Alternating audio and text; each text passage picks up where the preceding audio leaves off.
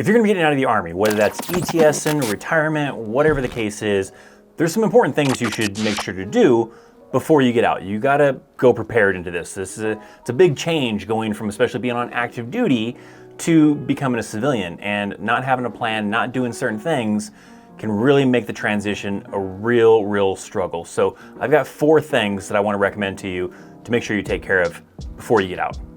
One of those is making sure you're subscribed to this channel. Okay, maybe that one's not that important, but for real, hit that damn subscribe button. But the first one I want to talk about is making sure you have some sort of plan. This plan should be established like 12, 15 months before you're gonna be getting out of the Army. That needs to be like, what are you gonna do? What is your job going to be? How are you gonna get that job? So you need to start planning for that. You need to start preparing a resume, preparing how you're gonna try to apply for this job, where you're gonna get this job at, is there even availability that's gonna be coming about type of thing. And I mean, that one I guess is kind of hard to predict if there's gonna be availability, but how are you gonna get that type of job? You know, what is your plan to get that job?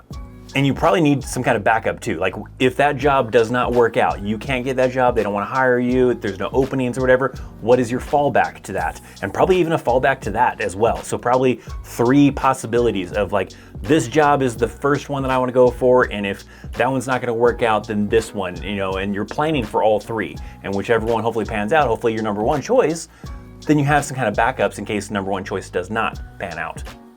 To give you like an example of that, like mine, right? I had the plan of, I wanted to work at the place that I actually work at right now. But when I got out, that was not available just yet. There was no openings for that, so I couldn't get that type of job. I tried to put my kind of name in the bucket kind of a thing of like, hey, I'm interested in this job. If some openings open up, great. But there was nothing opening up. So I kind of went into a little bit of a panic mode because I didn't really have that good of a backup just yet, right? I ended up kind of falling back on using the GI Bill, which is probably a good backup plan as well, that if you can't get the job you want, then maybe go to school because the GI Bill pays you to go to school, and so that money hopefully can help you, you know, be able to pay the bills that need to get paid. But having some kind of backup is very important. So that ended up being my backup. Was I couldn't get the job that I currently do now, so I went to school, and then while I was going to school, a position opened up and I was able to get into that position. So it's important to start planning that out as far as the job you want to do, how you're gonna get that job, preparing resumes and everything. Maybe even trying to talk to people, let's say if it's a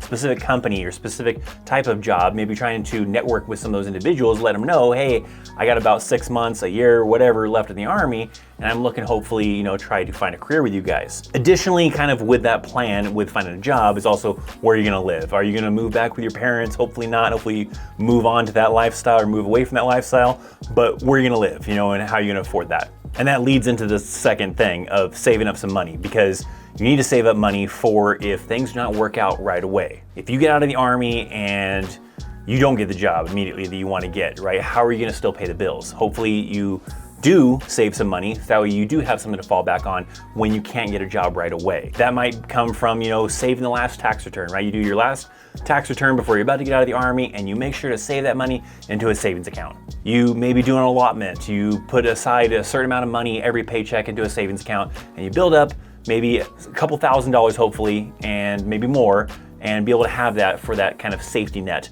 for when you get out, can't find a job right away. Well, I still have this safety net to help me pay bills so I don't fall behind, I don't get evicted, I don't, you know, get my car repossessed, whatever, and I still have this money to be able to utilize while I'm continuing to work on getting that job that I want to get, and then be able to bring in some income. You can actually get unemployment when you got out of the Army if that was a route you wanted to go for, but if that's not the route you want to go for, or unemployment by itself is not going to cover the bills that you have or whatever, then it's a good idea to make sure you have probably more than $1,000, maybe something like, you know, trying to budget out, like what bills do I have and what am I gonna have to need per month to be able to pay those bills. So from the savings of that, maybe having like several months worth, hopefully, to be able to still make those payments on whatever bills you might have going on or whatever. And to help with that, leading into the third thing is try to pay off as much as you can while you're in the Army. That way you have less bills when you get out, and maybe you don't need to save up as much money, or maybe you don't need to make as much money right off the bat to be able to keep up with your lifestyle. If you have things like maybe you have a car payment, maybe you have credit cards, maybe you've got other types of bills that are reoccurring things that can get paid off, then do your best to try to pay that stuff off before you get out of the Army. I was fortunate enough that I was able to pay off my car. So when I got out of the Army, I didn't have a car payment. The only thing that kind of screwed me was I still had a good little amount left on my military star card that I had to try to pay off. But outside of that, I had a big payment, like my car payment, taken care of. My car was paid for, so I didn't have a car payment. But if you're in that situation where you do have a car payment, you do have credit card bills, whatever, it's a good idea to do your best to try to either pay them all the way off or really low, hopefully, maybe to where maybe you can pay them off shortly after. And that's just less bills you have to worry about. Because if you're trying to budget out for, okay, I need to be able to have this much money in my account to be able to survive for 1 month, 2 months, whatever. If you can reduce those bills, then that's less that you have to worry about trying to have in your bank account or trying to make. I mean, things that might help, like if you do qualify for VA benefits, then you might have that VA money coming in, but sometimes that's a little bit of a process. Sometimes it doesn't happen right away. Sometimes it takes several months before you do start getting that. So don't really rely on that too much, because sometimes it does take a little bit of multiple doctor's appointments, multiple things going on before you finally do get a rating, and you do get back paid, but that's not gonna pay the bills in the meantime. So having that money saved up to be able to pay the bills you still have is good. So you want to make sure as much as you can is paid off, and then that's less bills you have to worry about. Now, one last thing you want to do before you get out of the Army is make sure you get a copy of your medical records, and that'll be helpful, especially for the VA that I was talking about earlier. Now, that's usually something you'll do when you're doing the transition out of the Army, but ensure that you do get some sort of copy of those medical records. The important part with that is you're going through the VA claims and everything like that, and if for some reason in their version of the medical records, they don't see something that you know is on there, then hopefully you have that copy to be able to prove that, yes, see, look, I was treated for this while in the Army, so it is service connected, because that's the big thing, is making sure that whatever you have going on is service connected. That way it gets tied in with the VA to get treated for it while you're out of the Army, getting compensated for it, whatever the case might be. But towards the end of your time in the Army, then you're usually gonna have an opportunity to be able to go through your final physical and everything, request a copy of your medical records. That might come in a physical copy or on a disc or digital somehow, but whatever you gotta do, request that copy. It takes a little bit sometimes for you to get that, so don't wait until the very last moment, because it might take 90 days or something for them to be able to provide you with a copy. But save that copy somewhere safe to where you can access that. That way, if it's something, for either the purpose of the VA or maybe even just a civilian doctor, you have those medical records handy in a copy to be able to show them, hey, I was treated for this in the Army, here's what they said when I was in the Army, yada, yada, yada. Now, that was just 4 things that I kind of wanted to mention that I think are very key. I didn't even follow all of those, but I learned the hard way that, man, I should have done this when I was in the Army. I was fortunate enough that I did pay off a lot of things. The copy of my medical records, that was one that I actually struggled with. I requested a copy of it, but I don't know what the hell happened. I didn't end up getting the copy of it, and then it came time for me to get out, and I maybe could have still gone through the process or contacted the local hospital on base to still try to get a copy, but I didn't end up getting a copy of it.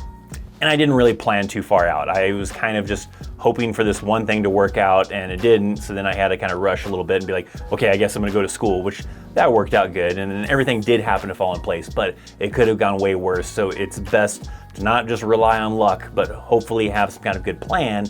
That way when you do get out, you have something that'll fall into place, hopefully, and you'll be prepared for that.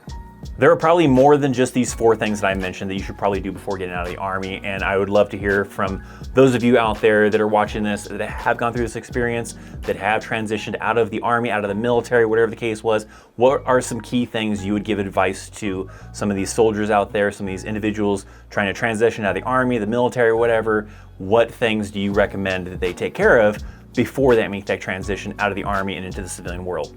If you have any kind of questions, advice, whatever, drop that down in the comment section down below. It's always good to get other people's opinions on a lot of this type of content. Now, if you want to continue watching some more of my content, I got a video right here that YouTube is saying, hey, you should check this out, because it's good for you. So check that out when you get a chance. Check out links down in the description box down below, social media, Discord channel, affiliate links that help support the channel. Thanks for watching. I'm Christopher Chaos, and I'll see you next time. See ya.